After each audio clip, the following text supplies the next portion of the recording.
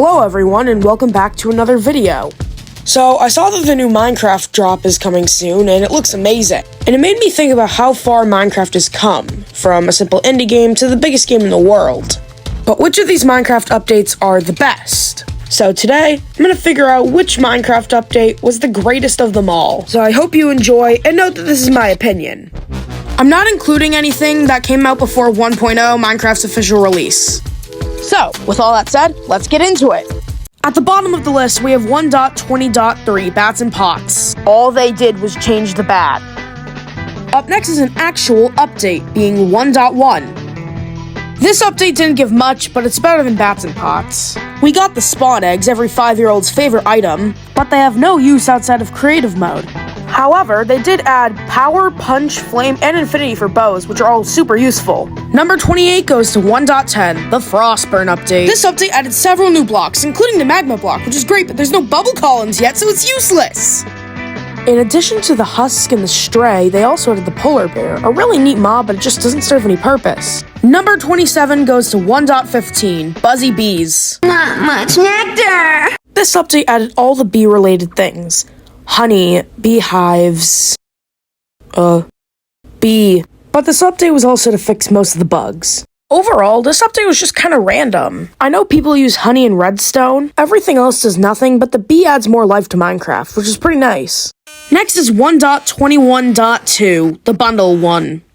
This update added all the bundles, which you can use to store items on the go. However, they can only hold up to a stack of an item, so they are worthless once you get access to the shulker box. Although I can see why others like it, I'm not a fan. This one's gonna be controversial, but up next is 1.20.5. This added several variants to the wolf, a feature that people wanted for years. It also added wolf armor, which lets wolves take a lot of damage before it finally breaks. Again, another feature people wanted for a long time. It also added the armadillo, which is a neat mob, I guess. Although I can understand why people love it so much, I've never had an opinion on it. And even then, when I'm in a savannah, I'm looking for trees or villages, not armadillos. Up next is 1.2, and I actually think my opinion is objectively wrong now. The update added a few new blocks, including the redstone lamp. The update also added jungle wood, and the trees, and of course, the biome itself. And jungle biome is one of my favorites. We also got the bottle of enchanting and the fire charge, two iconic items that are still really useful to this day. For mobs, we got the iron golem and the ocelot, which paved the way for cats. Although it didn't add anything that everyone in the community unanimously loves, this paved the way for Minecraft today, and it wouldn't be the same without it. Next is 1.21.4, The Garden Awakens. The update doesn't include much. It adds resin, who genuinely remembers this, and pale oak, which is neat, but I've never used it. There's also these two flowers, which are called eye blossoms. This update added the creaking, a mob that chases you when you look away from it. I guess it tried to be scary, but it doesn't really work. That's enough of that, let's move on. Number 22 goes to 1.20, Trails and Tales. This update added cherry wood, which is really neat and works great for some builds. It also added the brush and archaeology, which can get you some good loot. For mobs, we got the camel, a rideable mob that you can find in the desert that you can use to dash over things like cliffs, which is awesome. They also added the sniffer. He does absolutely nothing, but I love him. They even added pots and armor trims, which can be used to make some pretty neat looking armor. So you might be wondering, this update seems great, why did you rank it so low? I have an answer to that. You see, around this time, all of Minecraft's updates and drops seemed really gimmicky and not in a good way. All of the features were useless and forgettable. And aside from like 1 or 2 updates, it was like this up until really recently with all the new amazing drops. Alright, let's move on. Number 21 is 1.12, The World of Color. This update added concrete available in all of the colors, as well as the glazed terracotta, which is awesome. They also added all of the new colors of bed, except for the red one. Blech. For mobs, they added the parrot, little goobers that love music and like to dance. They also love cookies. Look at how much they love it. Next is 1.17, Caves and Cliffs, Part 1. This update added deep slate ores, as well as deep slate itself, plus copper and the raw blocks, which I think are just stupid. This is also where they added amethyst. Oh yeah, and these 2 blocks, they're cool. The goat was added here, a little mob that drops its horns and can play nice tunes. They also added axolotls, which are like the sniffer. They do nothing, but I like them. I heard you like mudkips. Number 19, 1.21.6, Chase the Skies. The update added happy ghasts. Literally nothing else. There's also the little baby variant, which likes snowballs and... Oh my god! You put little harnesses on them and you can ride around on them. Problem is, they're so slow! Next is 1.8. It adds the armor stands, which can do neat things in Bedrock. And it also adds Prismarine, the Guardians, the Elder Guardians, the Ocean Monuments, all of that. Although the update adds little to nothing, the Ocean Monument is such a cool structure that I have to rank it this high. Number 17 goes to 1.3. This update adds the iconic emeralds, plus the stairs, the slabs, and both of the temples. This is another case where the update barely adds anything, but the things it adds are so important that Minecraft wouldn't be the same without it. Next is number 16, 1.19, the Wild update. This update adds a bunch of new blocks, including the... Will you cut that out? It also added Mangrove, which is criminally underrated. It's such a good wood type, and I love it. It also adds the boat and chests, which... This update does great with mobs, though. First is the frog, and... Oh my god. There's also the allay, which you can give items and stuff. But of course, the real star of the show is the Warden. The Warden is a boss so powerful that Mojang themselves said you shouldn't fight it. And for good reason, too. This creature is powerful enough to kill you in 2 hits, even if you're in full netherite armor. And even with some of the best gear in the game, the Warden still puts up a good fight. I didn't see myself liking this update so much, given how gimmicky it was, but compared to everything else, it's not that bad. This update is solid, but it just doesn't compare to what's left. Alright, halfway point. Up next is 1.6. Obviously, this update adds the horse. And you can give them saddles and horse armor, and you can ride on them once they're tamed. Oh yeah, they also added the mule and the donkey. Oh yeah, and hay bales, they sure do exist.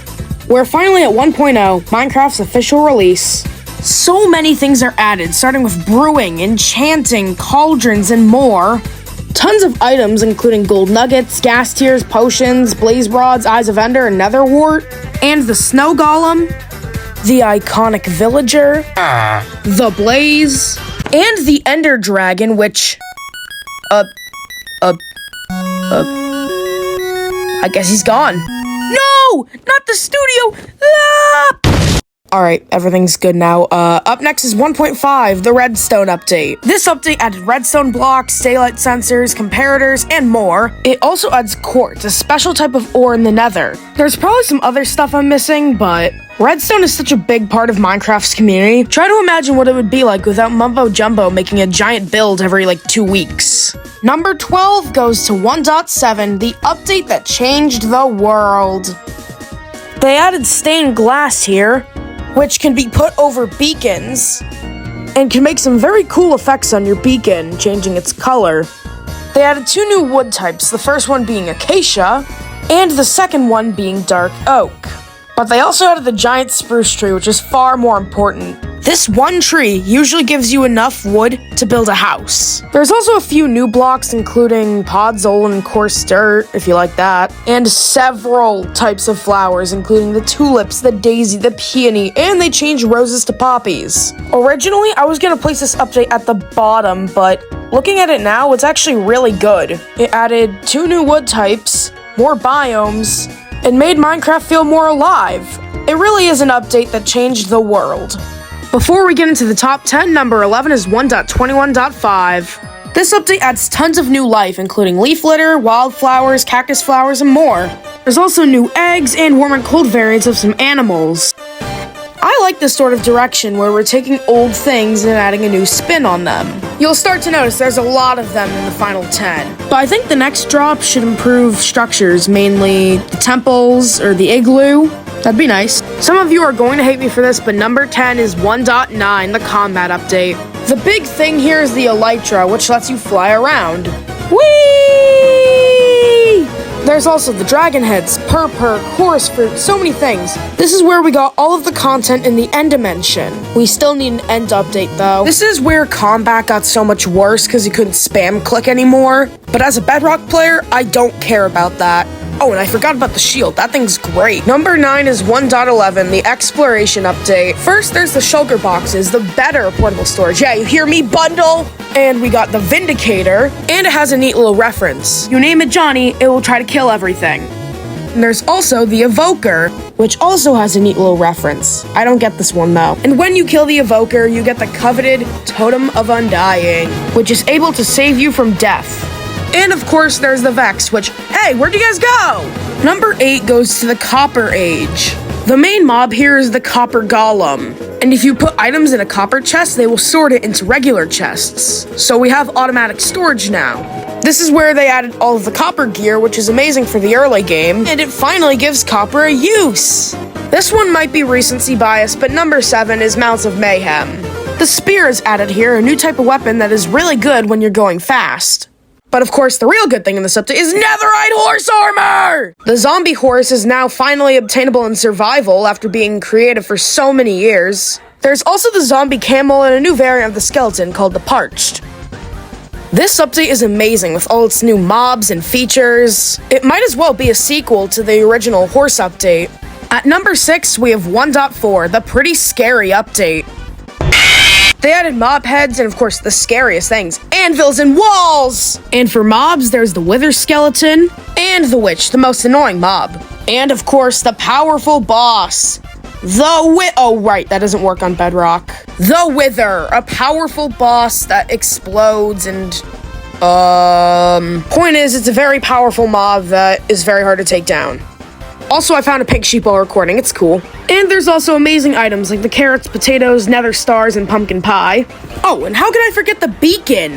This update adds so many features. Minecraft wouldn't be the same without it. Now, let's move on to the final 5. The number 5 spot goes to 1.13, Update Aquatic. Update went hard with additions. Stripped logs, conduits, coral, and turtle eggs. So many things were added. There's also the turtle helmet and the trident, which are pretty cool. And there are so many new mobs. First with the dolphin and the turtle, and the fish. I guess there really aren't that many new mobs. Oh, and I almost forgot, there's the drowned. I think he might have drowned. Don't even think I have to say anything else. This added so much life to Minecraft, and I love it. Number 4 is 1.21, Tricky Trials.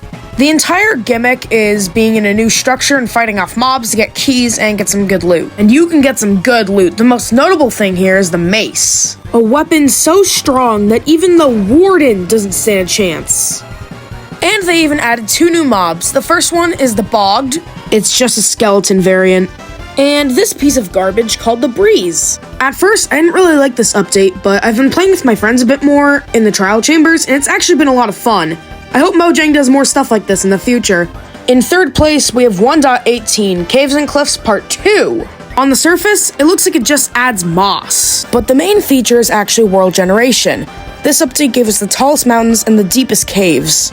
And it made exploration so much more fun. Number 2 goes to 1.14, Village and Pillage. First of all, this update added every single villager workstation, and the lantern, the campfire, bamboo, and the sweet berries. Plus, the new crossbow weapon was added. And where do I get started on the mobs? There's the fox, the panda, the wandering trader, the pillager, and the ravager. There's also raids where you fight off waves of mobs to protect villagers. This can include pillagers, evokers, ravagers, witches, and more. Beating them makes you the hero of the village, and villagers will give you discounts on their trades. This was easily one of Minecraft's most influential updates, completely overhauling the way we play it. Villagers went from being just a little thing in the game to now one of the most important features of all. And I think this 100% deserves the 2nd place spot. And now, it's time for what you have all been waiting for, the number 1 best update in all of Minecraft. And that goes to 1.16, the Nether update. This thing is truly amazing. Right off the bat, there's 2 new wood types, being Crimson and Warped. And of course, Blackstone. Oh, and all the new Nether biomes and structures. We have Soul Sand Valleys, forests, bastions, ruined portals, and more. Of course, they also had Netherite, which you're able to use to make the strongest gear in all of Minecraft. And there's also many new mobs. The first one is the Hoglin, Wait, don't these things zombify and kill any mob? Wait, no! Ah! There's also the piglins, which are really iconic thanks to the Minecraft movie, and oh right, these things zombify too. Dang it. There's also the Strider, cute little creatures that love lava baths.